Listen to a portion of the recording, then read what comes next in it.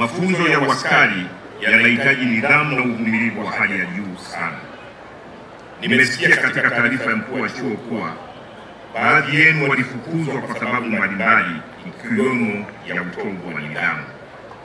Hivyo ninyi ambao mnahitimu leo, ni dhahiri mmeonyesha nidhamu ya hali ya juu.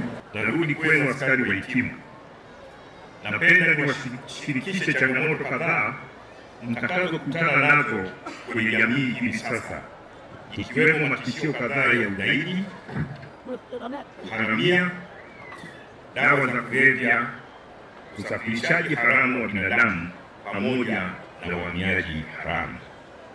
Hizo ni baadhi tu ya changamoto za kiusalama mtakazokutana nazo kwenye mikoa mwendako.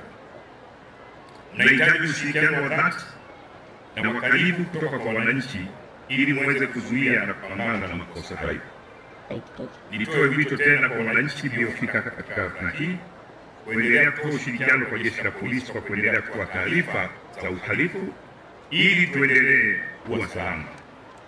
Kumbukeni, usalama ni nguzo muhimu ya maendeleo katika nyanja zote za maisha ya binadamu, na bila usalama hakuna maendeleo yanayopatikana. Askari wahitimu, kumbukeni kwamba ugonjwa wa ukimwi bado tishio na hauna dawa. Kwa hiyo mnatakiwa kujitunza na kuichunga msipate maambukizi ya ukimwi. Kwa sasa taarifa kuhusu janga hili la ukimwi na jinsi ya kujikinga zimeenea katika kila kona ya nchi yetu, licha ya kuwa janga hili linachukuliwa kwa uzito mdogo sana kwa sasa. Mwishoni mwa mwezi Septemba 2024 ulituletea vijana wa Kitanzania 4999, kati yao wa kiume 3582 na wa kike 1417, na ukatuagiza tuwape mafunzo ya uaskari polisi. Sisi shule tuliwapokea, na tarehe 21 mwezi wa 10 2025 Afande Awadhi Juma Haji, kamishna operation na mafunzo, aliwafungulia rasmi mafunzo yao.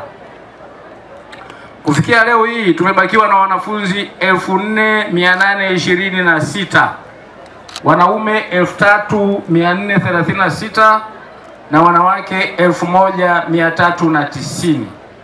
Hii ni pamoja na wapiga buruji 42. Afande mgeni rasmi, wanafunzi 217 tuliwaachisha mafunzo na kuwaondoa chuoni kwa sababu mbalimbali, zikiwemo uwezo mdogo wa kujifunza, lakini pia utovu wa maadili na utovu wa nidhamu. Katika eneo la tabia, afande mgeni rasmi, wanafunzi hawa tumewafundisha jinsi ya kuwahudumia vizuri wananchi, kuwasaidia waliopata majanga na waliopata madhara ya uhalifu. Tumewafundisha kuuchukia uhalifu na kuwachukia kabisa wahalifu, wakiwemo wale wanaofanya vitendo vya uvunjifu wa amani, utulivu na usalama wa nchi yetu. Aidha, tumewafundisha maadili yote askari wa Jeshi la Polisi la Tanzania. Mafunzo hayo yaligusa sana nyoyo zao wote.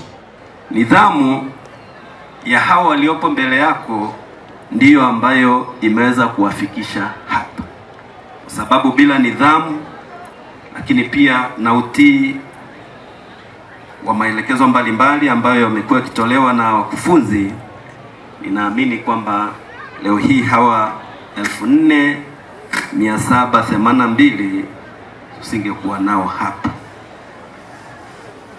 Afande mgeni rasmi, ni matumaini yetu kuwa wahitimu hawa watakwenda kufanya kazi kwa weledi, uzalendo, uadilifu na uaminifu, lakini pia kuheshimu mamlaka halali na kuwa na utayari wa kukabiliana na changamoto za kiusalama katika mazingira yanayobadilika kila siku, ikiwa ni pamoja na kutoa huduma bora kwenye vituo ama maeneo yao ya kazi utakaowapangia.